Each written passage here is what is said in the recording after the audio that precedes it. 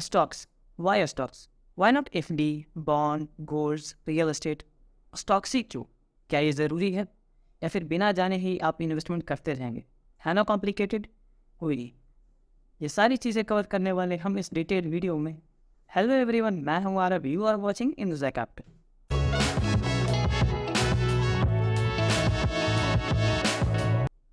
Stocks क्यों ज़रूरी है, इसे कवर करने से पहले हम इन्वेस्टिंग और उसके कुछ की पॉइंट्स को कवर करेंगे ताकि एक बेटर अंडरस्टैंडिंग बन सके। तो बात आती है कि इन्वेस्टिंग कहते किसे हैं? What is investing?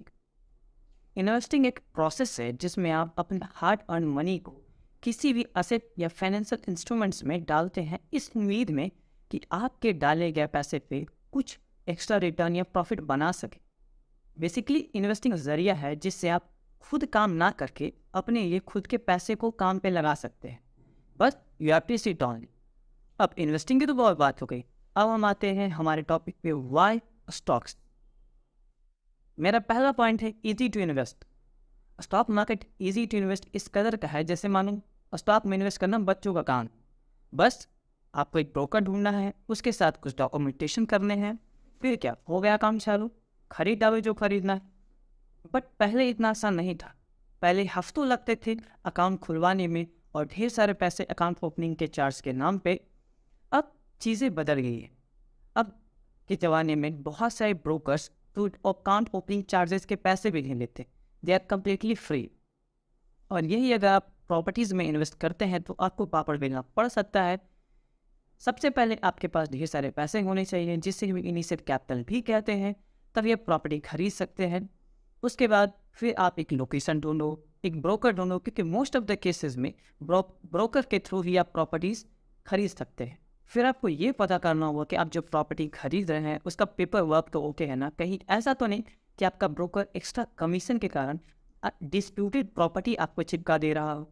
इतना जद्दोजहद करने के बाद फॉर्चुनेटली अगर आप प्रॉपर्टी खरीद भी पाते हैं तो ऐसा नहीं कि सारा प्रॉब्लम अब ख़त्म हो गया। एक प्रॉब्लम अभी भी है, वो है एग्जिट का प्रॉब्लम। अगर आपको किसी भी इमरजेंसी सिचुएशन में अगर आपको इंस्टेंट पैसे की ज़रूरत पड़ती है तो आप उस प्रॉपर्टी को इंस्टेंटली सेल करके नहीं एग्जिट कर सकते हैं। हाँ, एफडी और गोल्ड की बात करें तो इजी टू इन्वेस्ट है, बट ये स्टॉक मार्केट को आउट परफॉर्म नहीं कर पाते इन अ लॉन्गर होराइजन। पहला पॉइंट था easy to invest your money, के बाद दूसरे पॉइंट की बारी है, that is invest in a stock market to grow your money.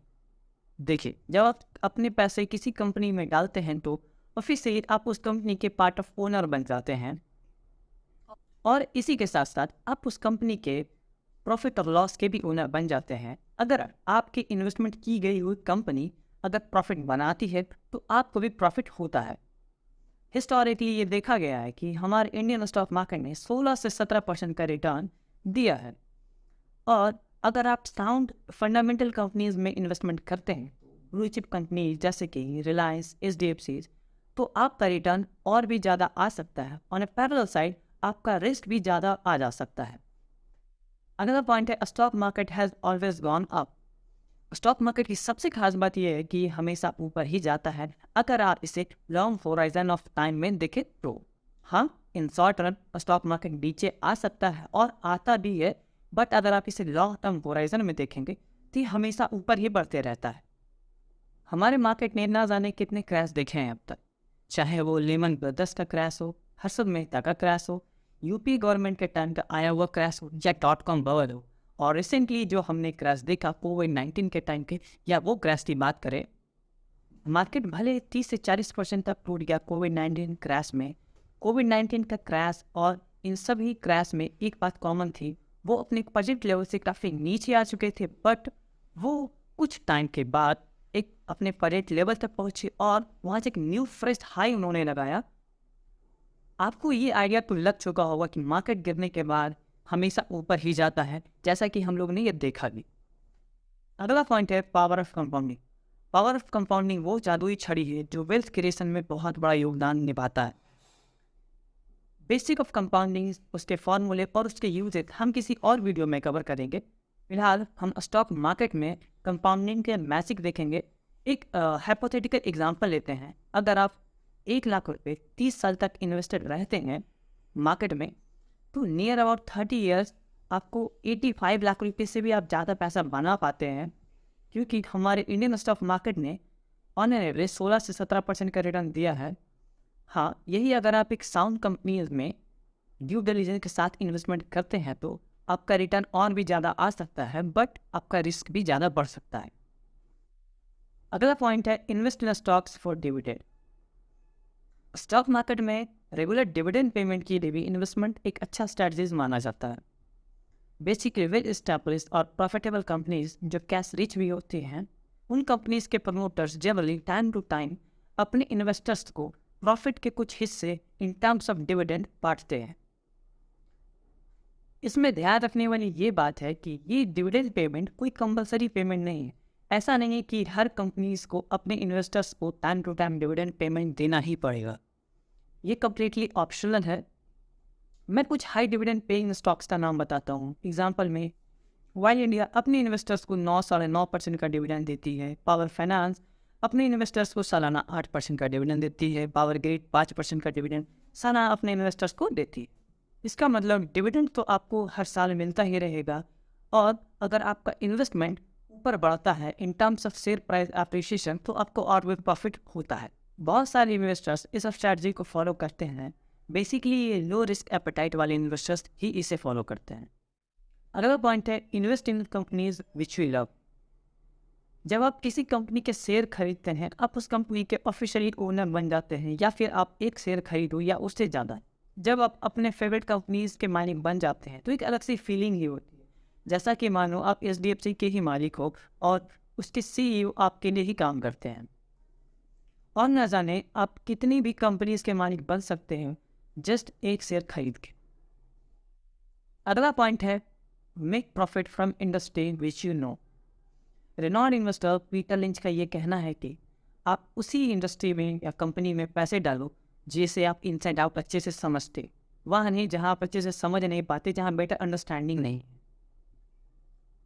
हर इंसान कहीं ना कहीं काम कर रहा होगा, अगर नहीं भी तो किसी ना किसी इंडस्ट्री के बारे में थोड़ी बहुत तो जानकारी होगी।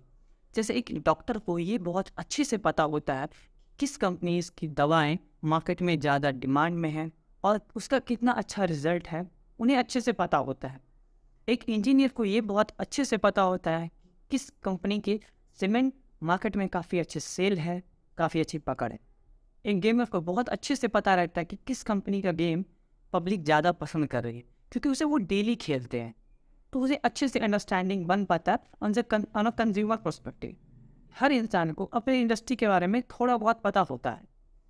आप उस नॉलेज को इस्तेमाल करके उस सेक्टर की कंपनीज को चूज करके अच्छे से इन्वेस्ट करें तो आप उससे पैसे बना सकते हैं। अगला जो टॉपिक मैं डिस्कस करने जा रहा हूँ वो मेरा पर्सनल फेवरेट टॉपिक है invest in stocks to learn. जब आप अपने पैसे कहीं इन्वेस्ट करते हैं तो आप इन्वेस्टमेंट करने से पहले खूब सारी रिसर्च करते हैं। भले ही वो रीज़न डन हो, बट आपने रिसर्च तो करा। इस रिसर्च के दौरान आप बहुत नई नई चीज़ें सीखते हैं, जैसे कि एक सक्सेसफुल कंपनीज कैसे चलती हैं, कंपनीज के मार्केटिंग स्ट्रेटजीज, कंपनी आखिर अपना प्रोडक्ट कैसे लॉन्च करती है न्यूली जब वो मार्केट में नया लाती है प्रोडक्ट, कंपनी के फाइनेंशियल आप समझते हैं, और कंपनी इनकेस फेल होती है तो आप उससे भी कुछ ना कुछ सीखते हैं। और ये सारी लर्निंग्स आपको पर्सनली ग्रो होने में काफ़ी मदद करती है। इसीलिए मेरा पर्सनल फेवरेट टॉपिक है, और वो कहते हैं ना, सीखना वन तो जीतना मैं। और ये था मेरा opinion why you should invest in stock market. आशा करता हूँ आपको ये हमारा वीडियो अच्छा लगा होगा।